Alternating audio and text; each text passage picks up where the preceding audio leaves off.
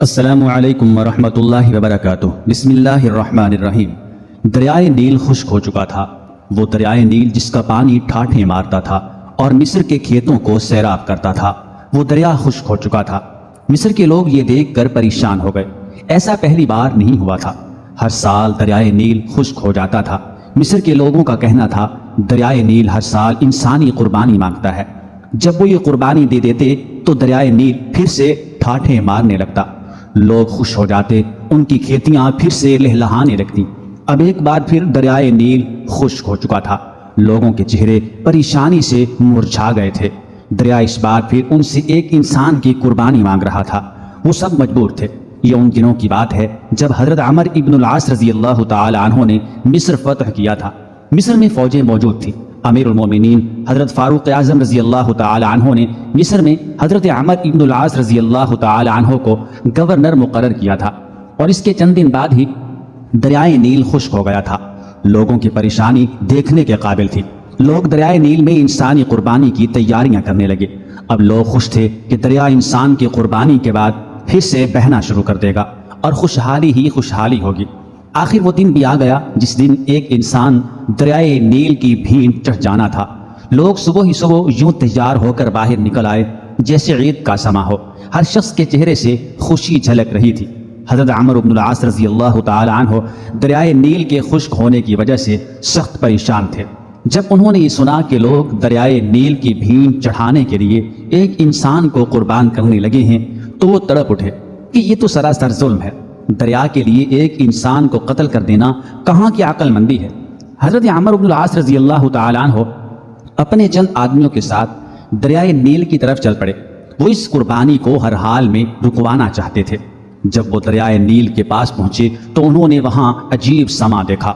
لوگ زرق پر کپڑے پہنے وہاں موجود تھے، ہر شخص کے چہرے پر خوشی تھی۔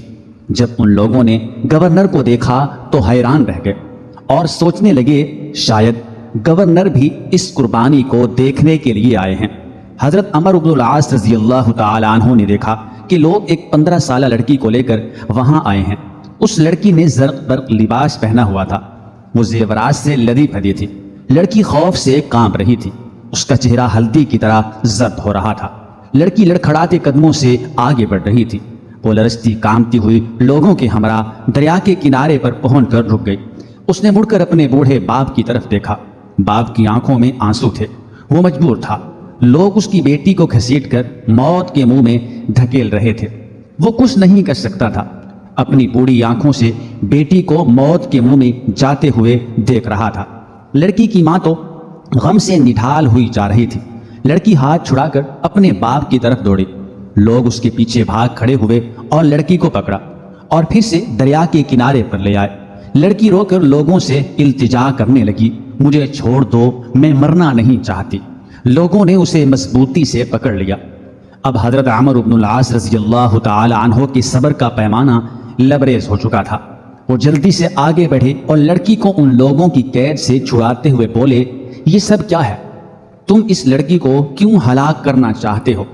لوگ گورنر کی بات سن کر پریشان ہو گئے۔ لڑکی بھاگ کر اپنے باپ کے پاس چلی گئی۔ لڑکی کی ماں نے آگے بڑھ کر اسے اپنے ساتھ لپٹا لیا۔ لڑکی سسکیاں لے لے کر رو رہی تھی اور ماں اسے چپ کرانے کی کوشش کرتے ہوئے خود بھی رو رہی تھی۔ لوگوں نے کہا، اے امیر، دریائے نیل خشک ہو چکا ہے، وہ ہر سال ایک انسان کی قربانی مانگتا ہے۔ یہ سن کر حضرت عمر بن العاص رضی اللہ تعالی عنہ نے ناگواری سے لوگوں کی طرف دیکھا، پھر پوچھا، کیا ہر سال یہ دریا اس طرح خشک ہو جاتا ہے؟ لوگوں نے جواب دیا، ہاں، ہر سال دریائے نیل اس طرح خشک ہو جاتا ہے، اور جب یہ خشک ہو جاتا ہے تو ہم ایک انسانی جان کی قربانی دیتے ہیں۔ اس کے ساتھ ہی دریا کا پانی بڑھنا شروع ہو جاتا ہے اور دیکھتے ہی دیکھتے دریا میں طغیانی آ جاتی ہے۔ حضرت عمر بن العاص رضی اللہ تعالی عنہ نے کہا، یہ تو ظلم ہے۔ لوگوں نے کہا، اے امیر، ہم ہر سال چاند کی 11 تاریخ کو ایک نوجوان لڑکی کا انتخاب کر کے اس کے والدین کو رضامندی سے اس لڑکی کو زیورات اور خوبصورت لباس پہنا کر دریائے نیل کی بھینٹ چڑھا دیتے ہیں، پھر دریا کا پانی بڑھنے لگتا ہے۔ یہ سن کر حضرت عمر بن العاص رضی اللہ تعالی عنہ نے کہا، اسلام ان باتوں کو پسند نہیں کرتا۔ تم ہر سال ایک انسان کو قتل کر کے دریا کی بھینٹ چڑھا دیتے ہو، یہ تو سراسر ظلم ہے۔ اسلام ان فضول باتوں کو مٹانے کے لیے آیا ہے، آئندہ تم ایسا نہیں کرو گے۔ یہ سن کر لوگ بولے پھر تو دریا خشک رہے گا، ہماری کھیتیاں برباد ہو جائیں گی، ہم بھوک سے مر جائیں گے، ہمارے جانور ہلاک ہو جائیں گے۔ حضرت عمرو بن العاص رضی اللہ تعالی عنہ نے کہا تم پریشان نہ ہو، ایسا کچھ نہیں ہوگا۔ حضرت عمرو بن العاص رضی اللہ تعالی عنہ نے انہیں یہ رسم ادا کرنے کی اجازت نہ دی۔ اب لوگ بڑے پریشان ہوئے کہ اگر ایسا نہ کیا گیا تو ہر طرف خشک سالی ہو جائے گی اور ہم سب بھوک سے مر جائیں گے۔ ان کی سمجھ میں نہیں آ رہا تھا کہ وہ کیا کریں، ان میں اتنی جرت نہ تھی کہ وہ گورنر کے حکم کی حکم عدولی کر سکیں۔ وہ سب خاموشی سے سر جھکائے کھڑے ہو گئے۔ حضرت عمرو بن العاص رضی اللہ تعالی عنہ نے لڑکی کو اس کے ماں باپ کے ساتھ گھر بھجوایا اور لوگ بھی آہستہ آہستہ وہاں سے جانے لگے۔ چند دنوں تک دریائے نیل بالکل خشک ہو گیا، اس میں ایک بوند بھی پانی نہ آیا۔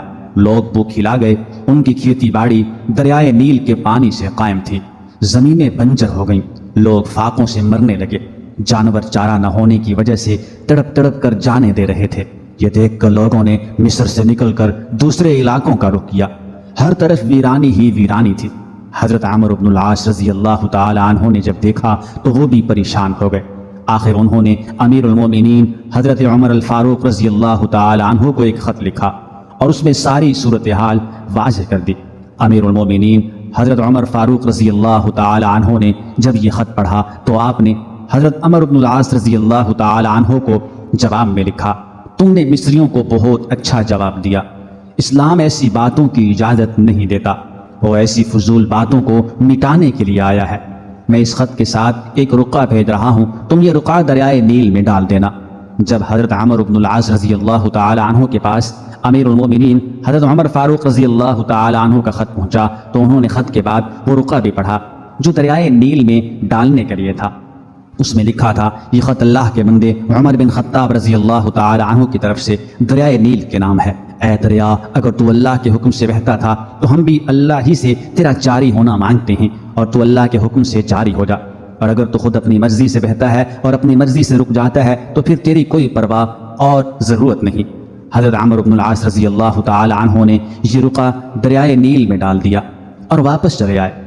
جب صبح مصر کے لوگ بیدار ہوئے تو یہ دیکھ کر حیران رہ گئے کہ اللہ نے دریائے نیل کو اس طرح جاری کر دیا ہے، بلکہ اب تو دریا میں پانی بہت چڑھ گیا تھا اور دریا میں طغیانی آئی ہوئی تھی۔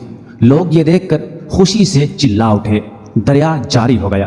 اس دن سے اب تک دریائے نیل اسی طرح جاری و ساری ہے، ایک لمحے کے لیے بھی اس کا پانی خشک نہیں ہوا۔ کیا خوب کہا کسی نے، زینت کے خزانے کو الماس کہتے ہیں، لگے طرف پانی کی تو اسے پیاس کہتے ہیں، یوں تو سب کی پیاس بجھاتا ہے دریا، جو دریا کی پیاس بجھائے اسے عمر بن خطاب کہتے ہیں۔